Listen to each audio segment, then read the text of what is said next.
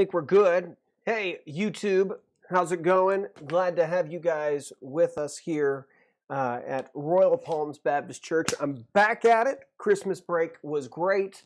New Year's was awesome.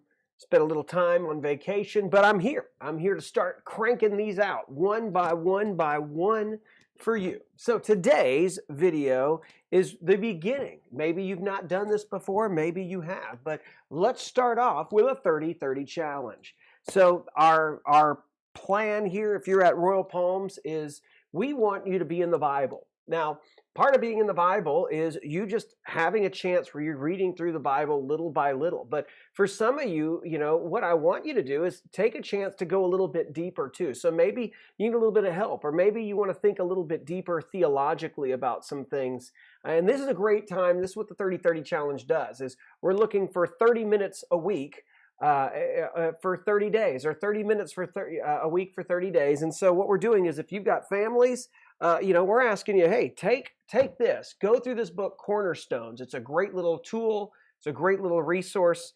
And, this is one that I think is helpful to teach your kids. And so we're going to continue on in that. If you don't have kids, maybe you're older, maybe you've got time, go through something like New City Catechism. If you can see, there we go. That's the devotional one there. It's a good one to go through. Now, here's where we're going to go. We're going to pick up where we left off, because this is a couple-year plan for us here at Royal Palms, but you can jump in right now. Here's our first question that comes in the curriculum. So today's question is question 18 from the creation section, and it asks the questions, why did God create Adam and Eve? So why did God create Adam and Eve? So this is the big deal, right? We're asking these questions because the answer to this is one that is an answer for you. So the reason we need to ask why God created Adam and Eve is not to just pry, why did he do this for this particular story? Because sometimes we tell the story of Adam and Eve as if it was something that was about them, but not necessarily related to us. And so when you think about this story, here's what I want you to think about. That God's plan for Adam and Eve as the first two humans relates to you and I today, because it's our plan for us too. So how he made them and what he made them for has direct correlation to what you and I have been made for as well. So this is something that if you're doing this with your kids, and if you're going through Cornerstones, I assume that you are, you want to ask. And then once you think about that, then ask, what do you think God made you for? So here's the answer as the book tells us. It says, God created Adam and Eve and all people to love him, worship him, and give him glory. God created Adam and Eve and all people to love him, worship him, and give him glory. Now, this is a big answer, right? So what does that mean? It means that when God made them, he wanted them to ultimately love him. He made people that they would love him, that they would worship him and praise him, and they give him glory, that they would seek in their decisions to do things that would please him and honor him in all that they do. Now, I remember one time having a conversation with a guy in college who claimed that God was a narcissist, because why would God create people? Because he forces them and makes them love him. And that's something that, it really I didn't really know the answer to a while ago when I started to think about that. But when you really try to understand what the Bible is saying about what it means that we are created to love him, we need to understand it within this context. The Bible tells us that God loved us first. And notice even within this context that God is not forcing love. I mean, even by chapter 3, these people have already chosen to not, as we'll see when you get into the sin category of the book. And so there's not a automaton love, but this is one that this is one that is a free love. That is one that you can choose to love God. So he wants that. I want to show you some verses. I want to talk more about them as they come. First is Matthew 22, 37 through 38. This is Jesus' words talking about the supreme commandment, right?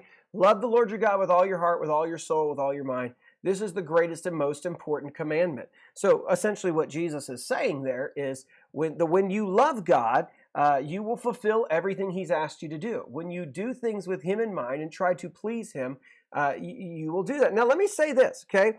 One of the reasons why you may have difficulty loving God is because you may not know enough about God. Think about people that you love, right? Why do you love them? Well, because you have a relationship with them. You know them. You may think that you love somebody that you do not know, or that you may think that you love them from a distance because you've kind of have a little bit of a relationship. But the truth is, real love comes from when you know them and you have that relationship. The deep bonds of love are the ones that you have walked together closely and spent time, and you know each other and you're committed. And so that's the kind of love that we talk about, is that we're built to do that. So we're built to know this God who has loved us first, as the scriptures tell us to. Now, the other question that was in there, right, is not only we called to love God and walk with him, but the other thing was says that we would be called to worship him. As the answer says, that he created us that we would love him and then we would worship him. The truth is, you and I are all going to worship something. We are creatures of worship. We all worship things, and whether we're worshiping God or not, we're worshiping something. Talk about worship, the things that you praise, the things that you think about. We talk about things all the time, things that give us excitement and that cause us to tell people. Think about, you are an evangelist for something. For you know the things that you've put the stickers on your car, the plates that you might have on your car, the things that you tell people, the things that you post. You get excited, you get happy about certain things, and you want to bring people in. There's hobbies that you have, or movies, or shows. I mean, I just went and we were talking to a neighbor recently and found out that there was a Star Wars connection. Star Wars connection right there with my baby Yoda, hand knit. And we were just talking about that, and you just begin to talk about the greatness of the shows and how awesome it is. And so you're praising things. We're just by creatures of habit do that. But we've been really built to praise the one who has created all things, God. And so that's one of the things that we're created to know him. And the more that we know him, we will love him. The more that we walk with him, we will praise him. The more you see God's hand in your life, it's easier to praise him and to worship him. But we were by made so that we would worship him and walk with him. When it says that God placed man in the garden to work and keep it, those words actually could be translated as well as to serve and obey, or to worship and obey. We're called to spend time to know him and to honor him and to praise him. But you do that when you walk with him and know him better. The last one of that is to give him glory, and that's to give him prominence, to give him honor in all things. And look at what 1 Corinthians 10:31 says, whether you eat or drink or whatever you do everything for the glory of God. We're to look at our situation. We're to look at everything that we do and try to live for God in all that we do. We are to give him an honor in everything that we do. And so that's what we're trying to do, is constantly trying to see how we could live to please God. So think about your job. Think about your school. Talk to your kids about school. Think about everything that we do. Are we looking to give God glory in that?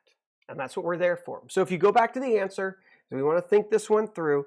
Adam and Eve were created, and all people ultimately, to love God, to worship God, and to give him glory.